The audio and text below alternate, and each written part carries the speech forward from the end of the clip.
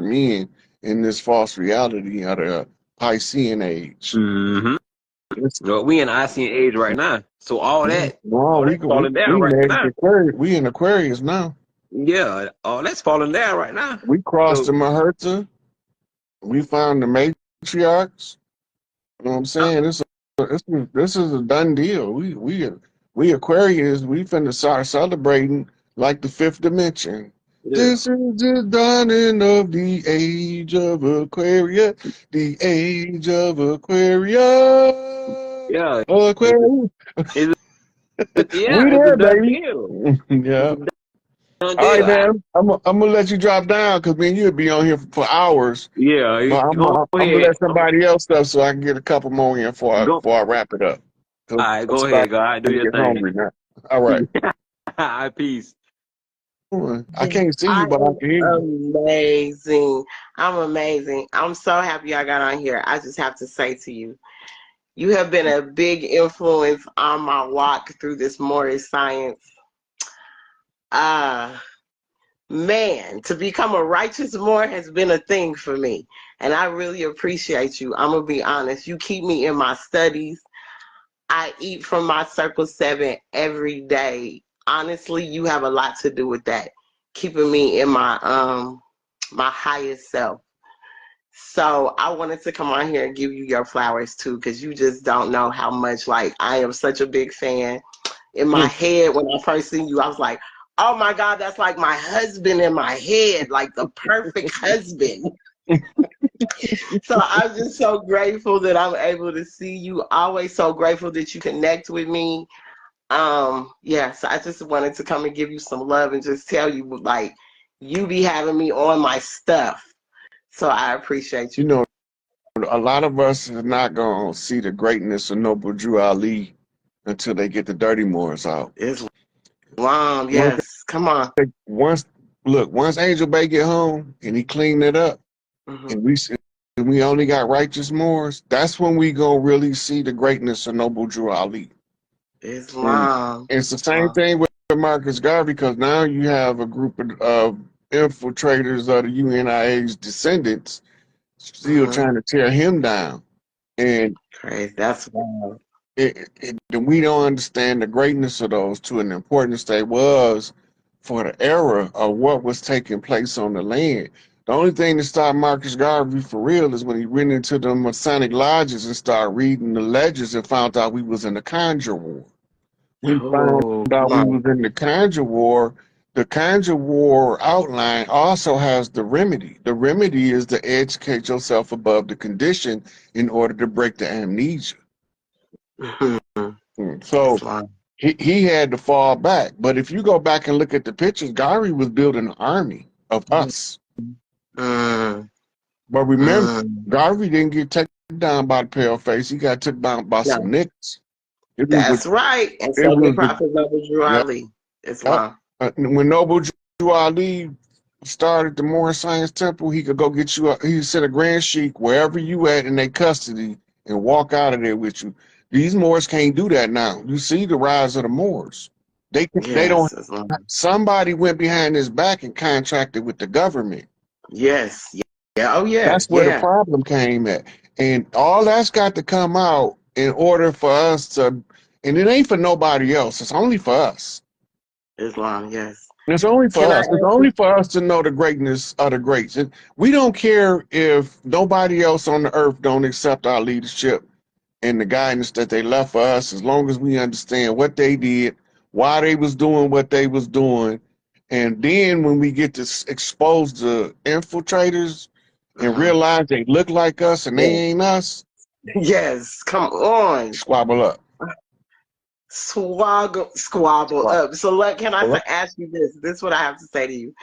So when I did, because I was a part of the Holy Temple of Science first, and when I went to change my documents with my name, because I did it from the state I'm from, which is in Colorado. I went before a European judge, and do you know when she asked me why I was changing my name, and I said, well, it was the name of my ancestors before slavery. She says, you did your homework, didn't you? why would she be saying this to me? And she said it to me 3 times. She said, I love when you say it. I just want to hear you say it because you really did the work on yourself. And it was just like, wow, I didn't even realize I was going to get that response. But I just have to say that a lot of times we're holding ourselves back because we don't want to go and ask in an intelligent tone down in City Hall where they'll give us a favorable reply. But we got to understand how we're supposed to ask and how we're supposed to show up in a righteous way, not in a dirty way. But So I have to give you praises. I just want to give you honors. I really do. And I thank you for being here. look, they don't know noble character until they see noble character. When people come in there, the noble character, it's going to reveal the royal blood. How you carry yourself, if you got the right blood, if you got royal blood, you're going to carry yourself in a regal manner. Definitely. And the ones who's been trained, because a lot of the ones in the court buildings, the city hall, they've been trained to spot royalty when they see it. Wow. Yes. And when you carry yourself with the noble character, hence noble duality, when you carry yourself with the noble character, you become exalted in the eyes of the ones that's in the pseudo power positions, because now they can see you as an Ali. Yeah. Ali is the top family, first family. Wow. But he's Yes, telling royal family. you the story in his name. Wow. Yes, definitely. Come on. Yeah. Yes. So the royal blood is the nobility drew out of the Ali, the royal house. You can put it no simpler than that. And more science is predicated into being to see beyond the sight of regular men. That's what they call. They be calling the adept chambers and all that, and that sensationalism around it. It ain't what they think it is. They think they finna go in the adept chambers as a building, and it ain't no building. It's not a building, no. It's within you. You don't even understand how it's within you. I went through the adept chamber, quote unquote, in the physical form, but coming out in the spiritual form, it's a total difference. I walked out a different woman. I walked out a different person. Let me say that. I did. It did something to me within. So it definitely tapped in the inside of me. So Ty's been teaching civics for damn near 60 years now.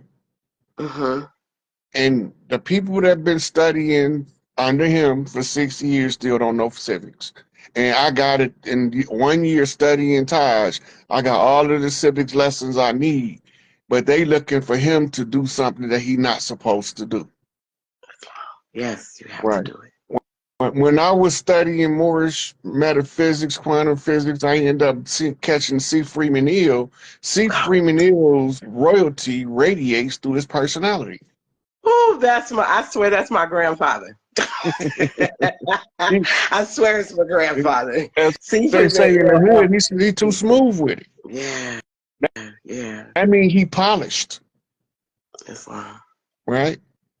So you got different people that they got different stuff. Like when I found the Moorish tribal connection, listening to Hakeem Bey, he thinking that he not realizing that the dirty Moors and the righteous Moors was put into the same temple. But he giving you the tribal history. He ain't supposed to know that unless he from the tribes. Because the dirty Moors ain't going to accept it. They going to try to tie all of the tribal traditions to Moorish science, when Moorish science is European in origin. Come on. So Uncle Rod, let me say this.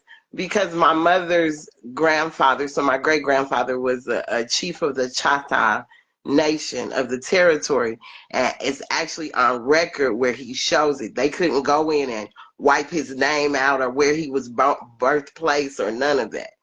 So to make sure that that was done, and my grandfather, I'm originally from Pueblo, Colorado. So being from Pueblo, my ancestors on my father's side are Mexican from old Mexico and Cuba from Cuba. Cuban from Cuba. My mother's Cherokee Choctaw, so same tribe here. But I'm my mom's only direct daughter. I'm the only child she had. So directly descended from a tribe I know that we were here already. So it just resonated with me so much when I started listening to you speak on that and watching an Empress Redbird and the Chief in Louisiana, like just watching all of that. It always resonated with me because they say my great grandfather was he froze to death in the mountains, but there's no way he could have because he rode horseback. He knew what he was doing. You know, this he was used to the elements of the weather, so someone had to take him out. So it's just you just Are brighten me 99% up so right on much. that, because ain't none of us from the land gonna ever get caught and froze in the wilderness. That's just not gonna Thank happen. you. We Thank you. we know the land.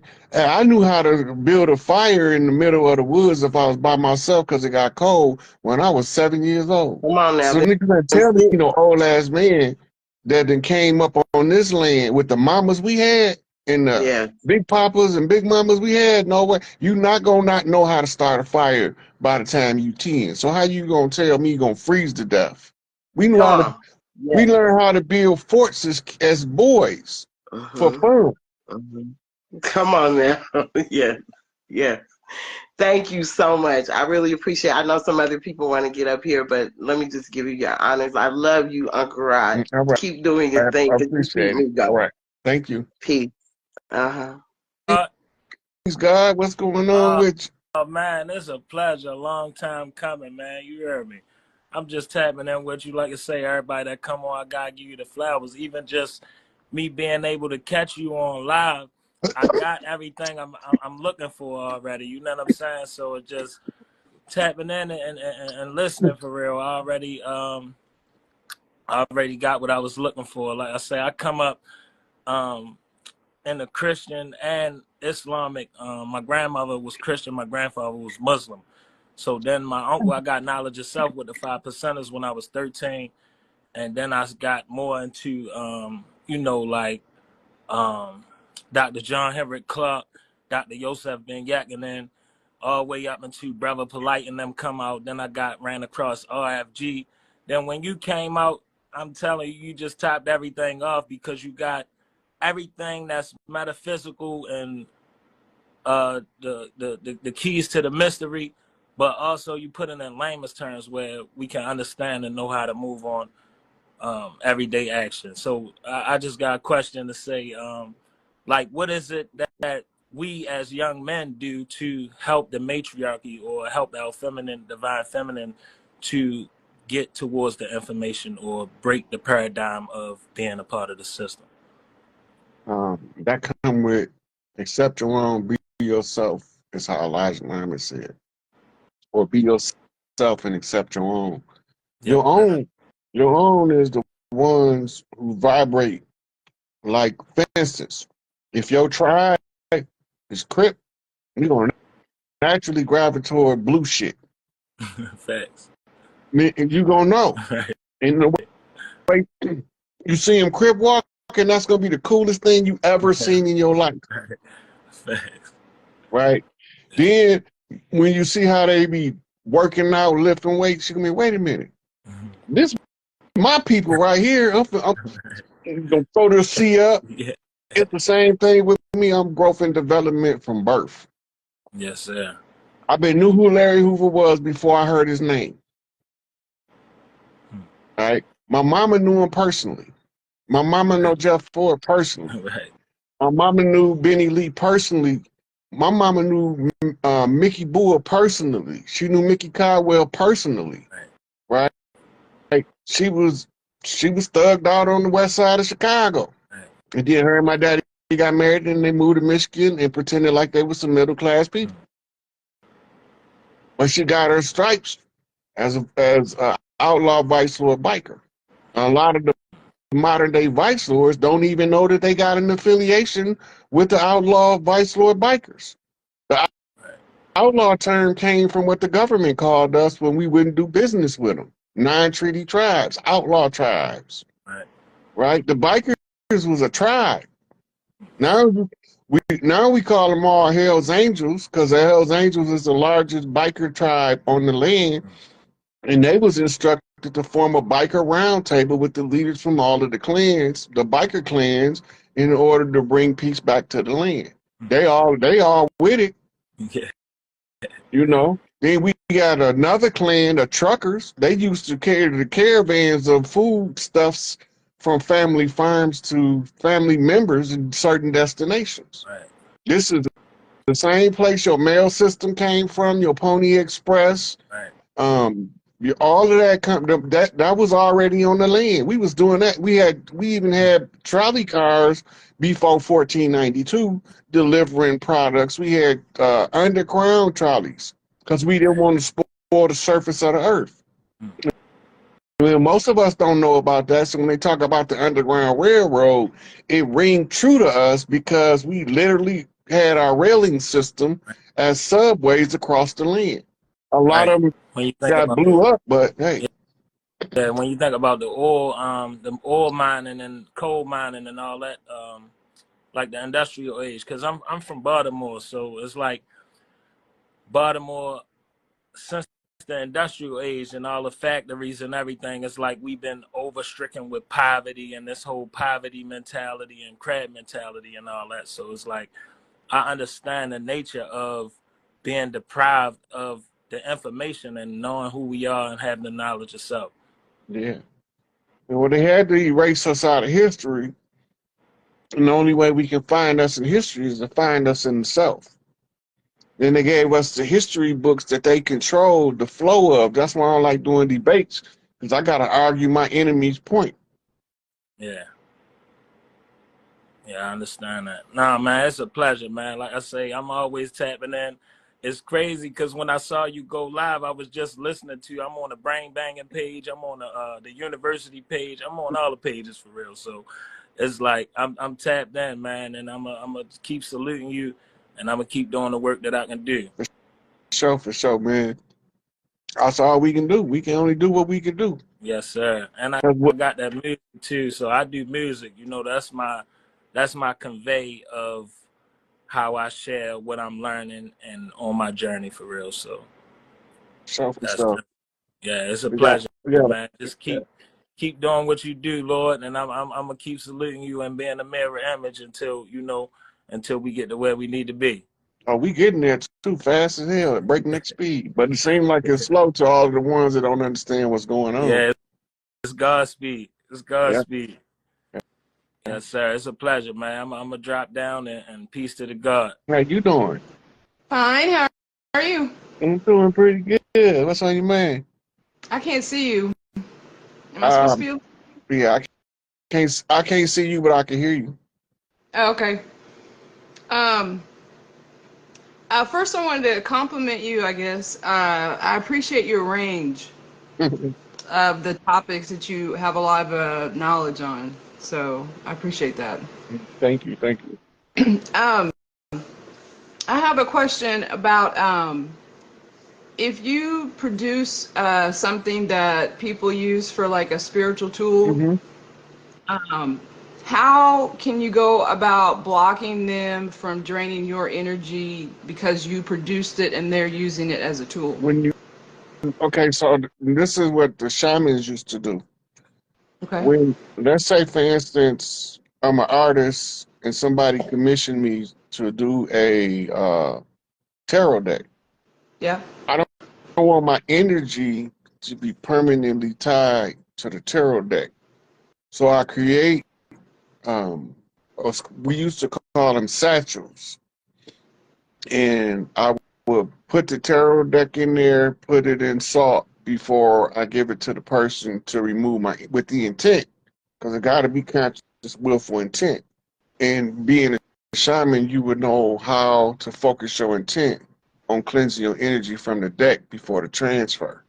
When the transfer comes, any good tarot reader is supposed to charge their deck. That's where you took your energy off. They had to put their energy on in order to be able for their subconscious to control the flow of the cards. That's just an example. The same thing work when you make a talisman or anything like that. But some stuff you want your energy to stay on. Like, let's say, for instance, they commissioned me to paint a mural. My energy is what it expands my reach and resource, and it also contributes my energy to the society or all of the viewers of the mural. But private artifacts, like let's say I commission a guy who molds steel to make me a knife for my kitchen. He can, when he get done forging a knife and putting it in that, he can leave it sitting on salt overnight. Um, they used to sit it on salt mixed with something called saltpeter. It's like a sawdust. And they would put the knives on them to take their personal energy out, but then they have to do one more forge. And a lot of times the person who was having the artifact made left something of theirs to be infused into the artifact in order for it to have their energy prominently in it. A good example is when Shaka Zulu was having his spear made.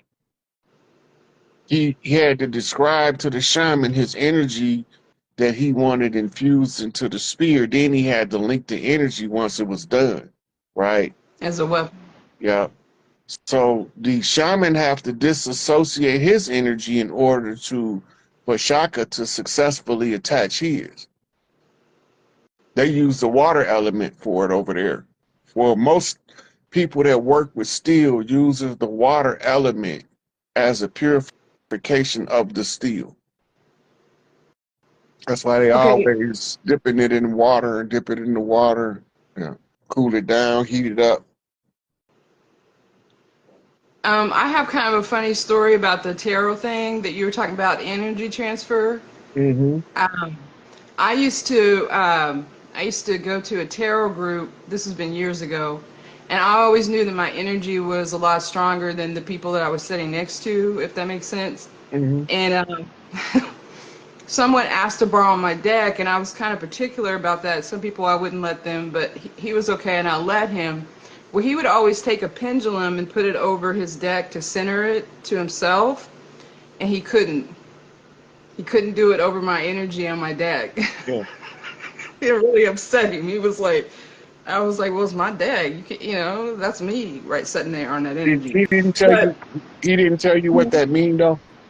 what he was doing? No. When he couldn't make it center on your deck, he didn't ever tell you what that meant. For me, it meant he couldn't control that deck because my energy was all over it and he couldn't override it. That's part Is of that it. correct? That's part Okay. of it. But it was also, he supposed to told you that you're not supposed to lend your deck to nobody.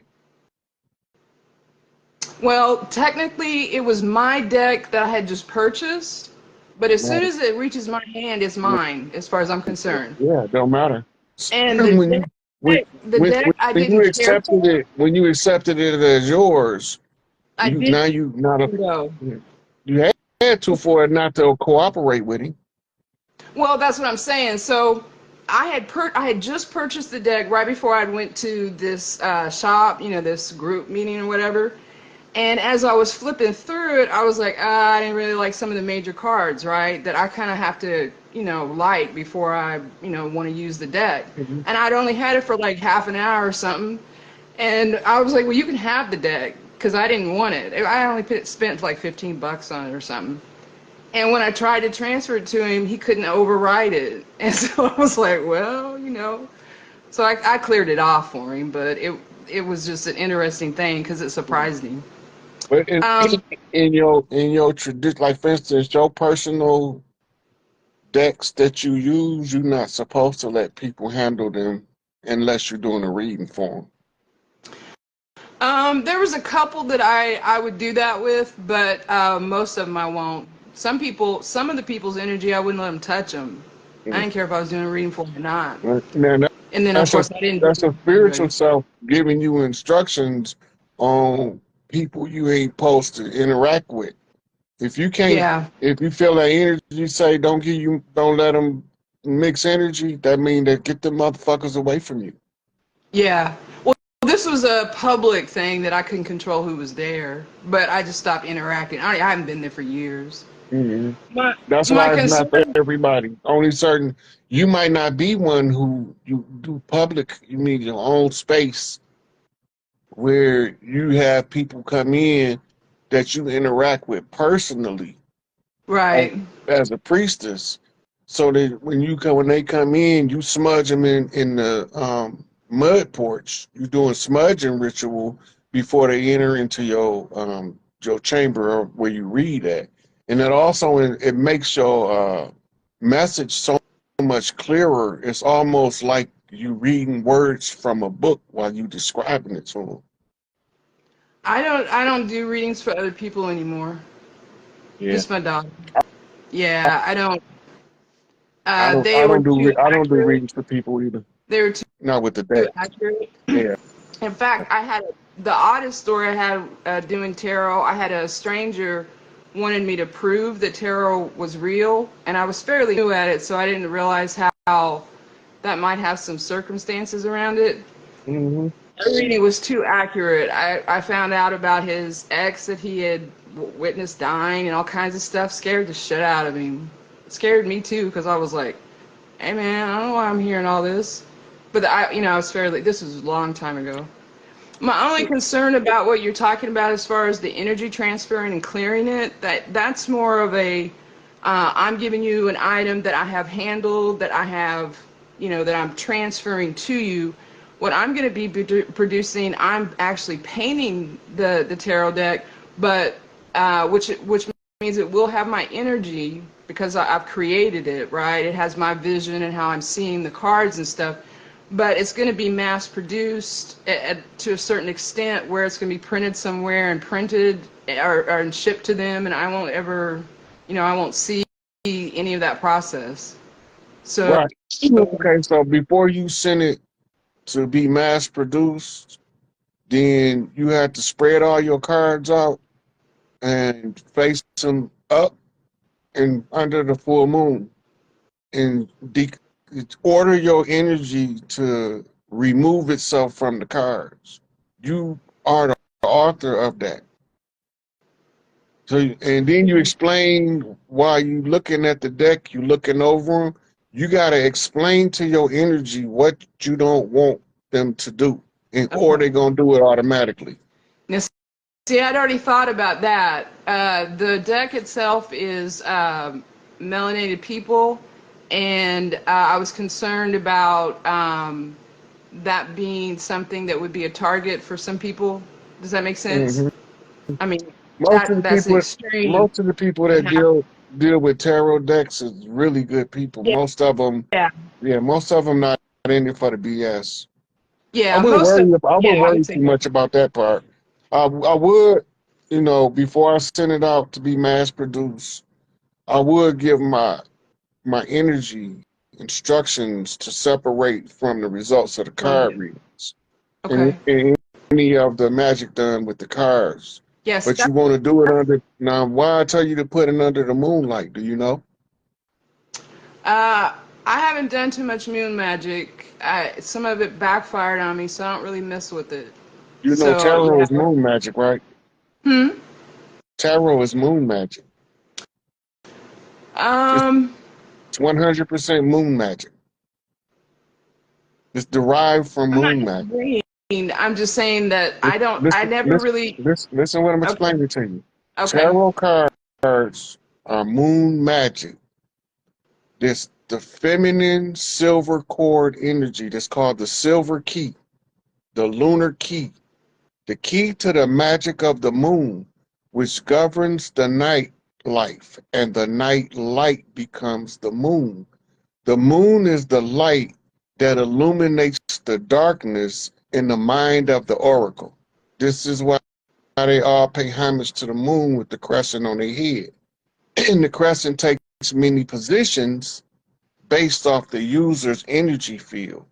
The tarot was written by Tahuti in its origin, or Thoth. And the purpose of the tarot was to train the psychic to see in the darkness of their mind, using the training of the tarot in order to illuminate the darkness to tell you what it sees in the images. The reflection of the solar light, which comes from the sun magic, which is astrology, astronomy, that's your astrological sign. Now you're using the sun to reflect the moon magic. But all of the magic in the tarot card is infused from moon magic ritual rites of the oracles of the earth. It was designed to train oracles to be able to not need the cards no more. That's why it was originally created. In order for you to have a language that you can translate the unknown into the known before the actual event or in the real time of the event. Sometimes you do a tarot spread, it's more impressive that the person know what's going on in their life right now than it is in 5 years. But in another tarot spread, it's more pressing that they know what they need to do now to be prepared for this event that's to come in about 5 years. So when they read the card, the tarot reader reading comes out, and you'll know the time frame from what it is referring to. What's their tower moment, right? Do their tower moment seem such a far away because he's only beginning his journey as the fool? Or do it look like it's materialized and mature as he sits up on his throne as the emperor? Right? So you're reading the energy. Each energy comes with symbols and signs. The symbolism that you use to infuse a new deck that you create is your subconscious instructions on how to train your future trainees in the art of reading their subconscious mind, and you use the art in your cards as the tool for the training. But what you don't want is the bad kids that's breaking into the school that's trying to be funny using the dark arts to use your energy, your creation, because you concerned about the karmic backlash. When you put it under the moon and you instructed not to participate in the shenanigans, then when people try to use it to do what's wrong with it, it's going to force them to do something right. Because you took your energy off of it, and it has to have balance. They have to charge. Yeah, so that's why I was asking you if you knew what kind of magic tarot was, because it's absolutely moon magic. I had no idea that. I mean, I always thought that they were, a lot of the tarot decks do a lot of Hecate, homage and stuff like that, and they use the moon, of course, but when I picked up tarot, I was trying to figure out why I was able to read energy so well. And when I would tell people certain things, they didn't believe me, but if I lay down a card, then they believe me. Does that make sense? A lot of times I didn't need those cards. Yeah, that was the second level of tarot reading. That you really don't need them, but you use them for the person who don't understand what you're doing to have something as a frame of reference. Right. So now they say that you interpreting the cards, or you're not interpreting the cards, you interpreting the energy.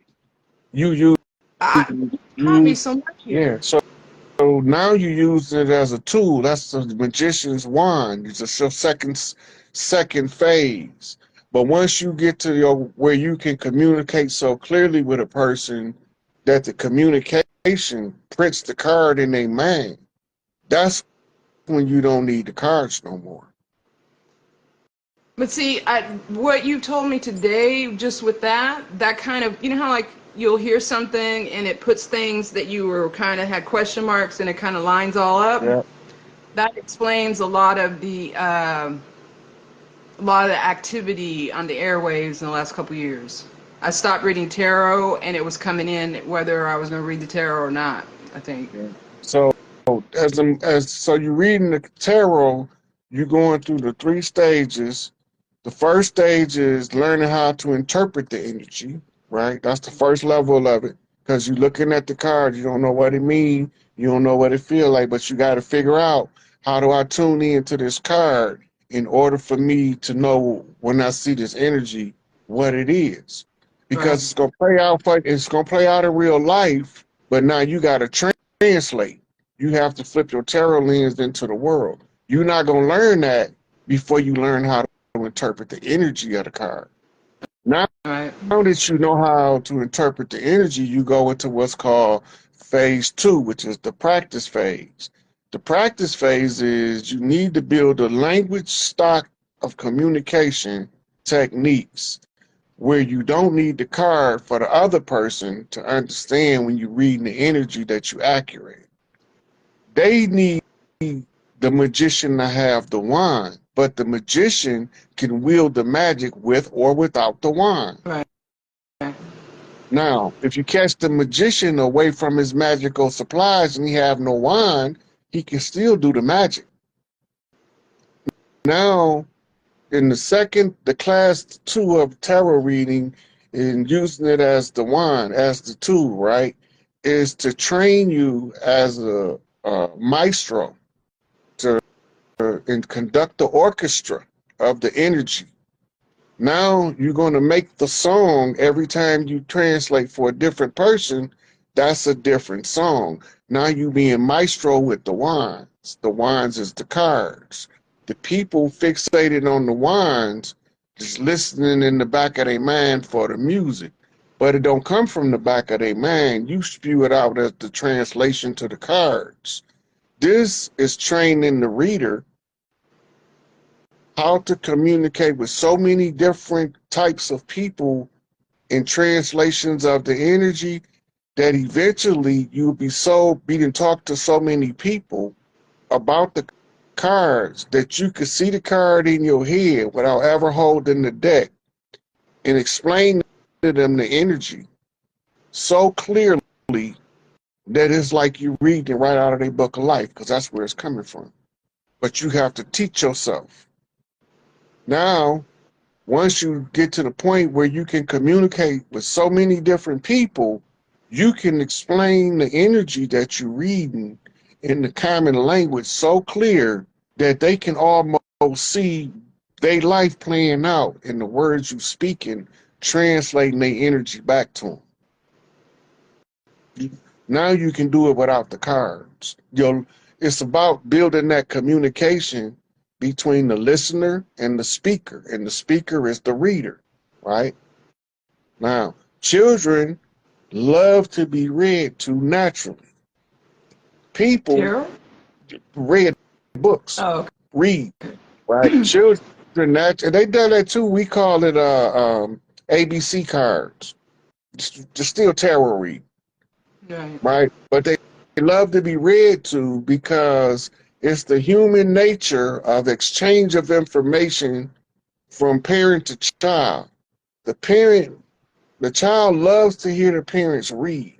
They love to hear the parents speak, right? They drawing out of the child all of the energy that is the parent in the child by that communication, because humans learn from other humans.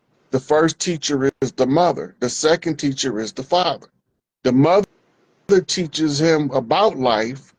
The father teaches him how to navigate that map mama just gave him. So once you get to your levels of communication, you realize that humans exchanging information, when you're doing tarot reading, you're actually reading a book to a child in adult form. And it's their book coming from their life.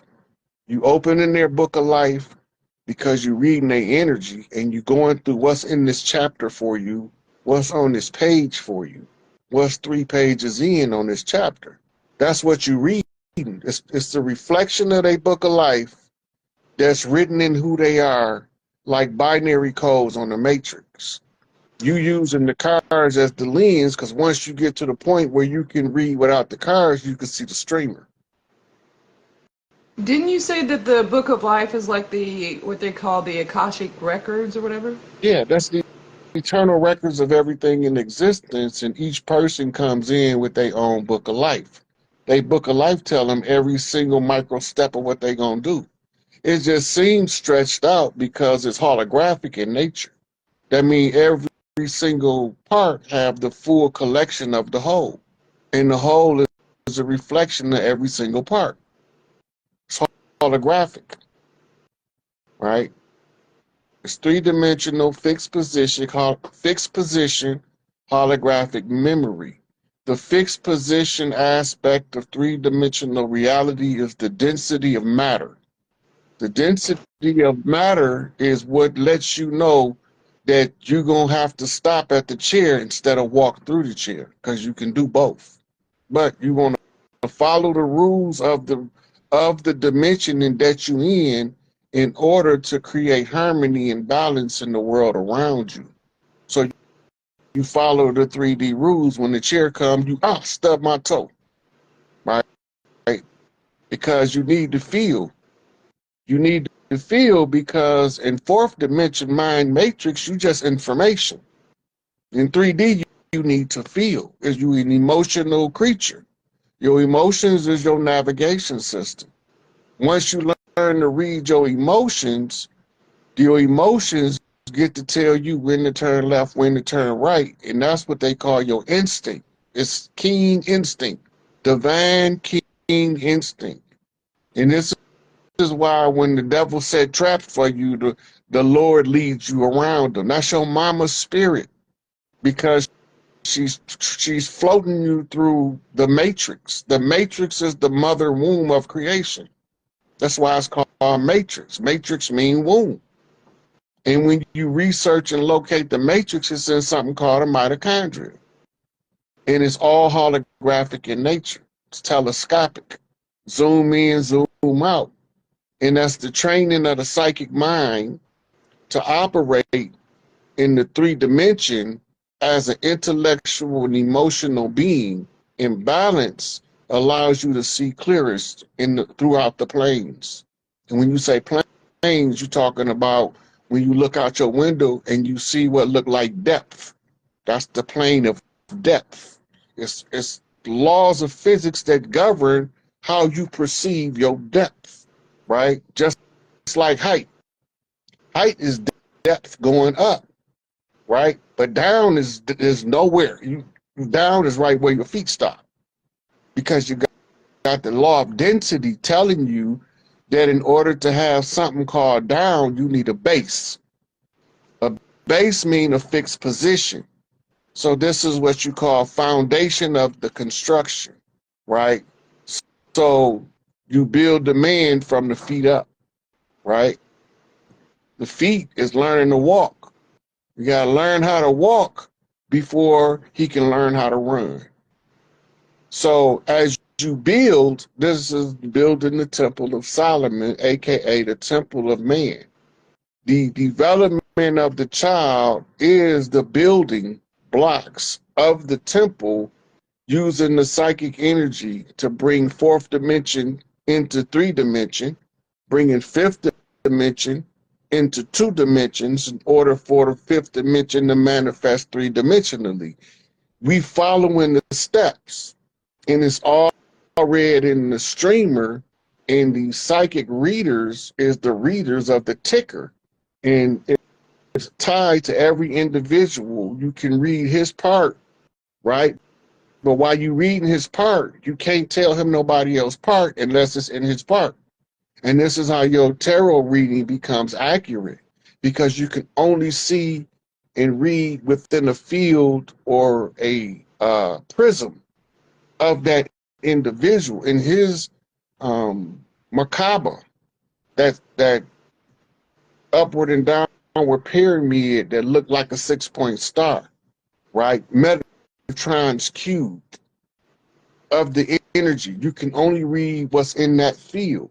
So if it doesn't cross that field, it doesn't translate into energy in the accurate tarot reader's translation.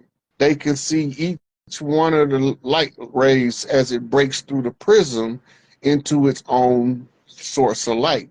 So now you can say, I got 7 interactions breaking into your matrix. I mean, you got 7 people dealing with your energy field that's translating right now, right? So now you tell them, okay, well, this one is red, yellow, blue, green, but whatever the 7 spectrum is color-wise, based on how it feels, their years in relation to them. And now you got a card that mirrors each one of the energies.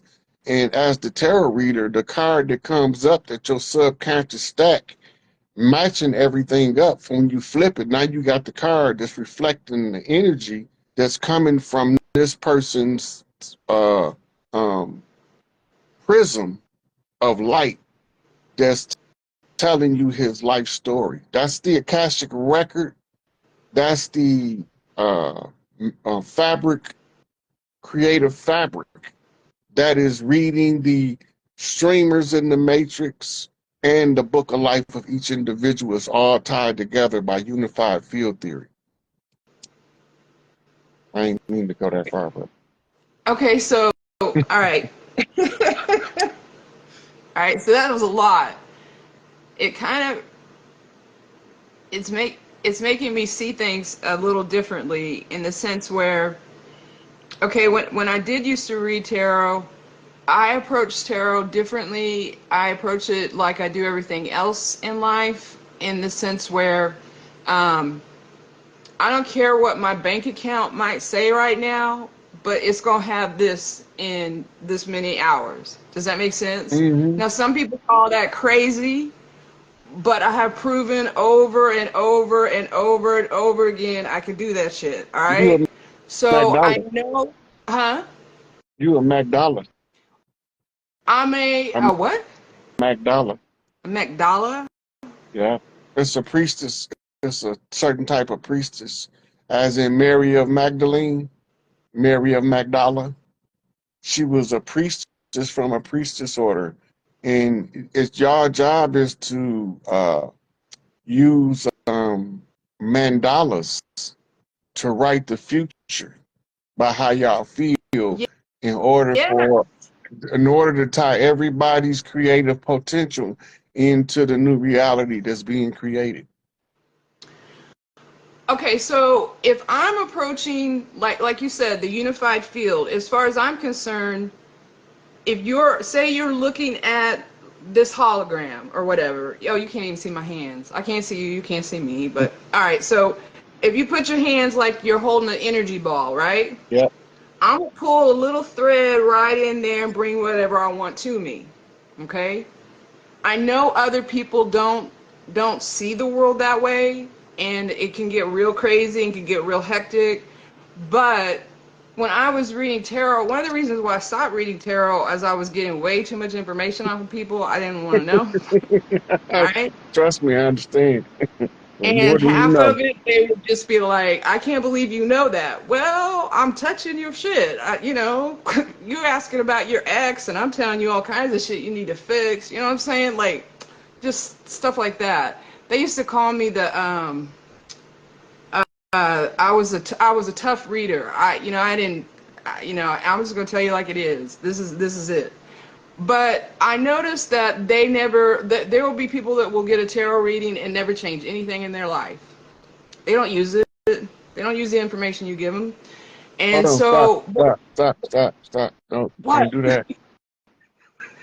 You can't do that. You can't. That's probably why you're not doing it anymore. Oh no, That's the I just got tired of it. that's the wrong Yeah. way of looking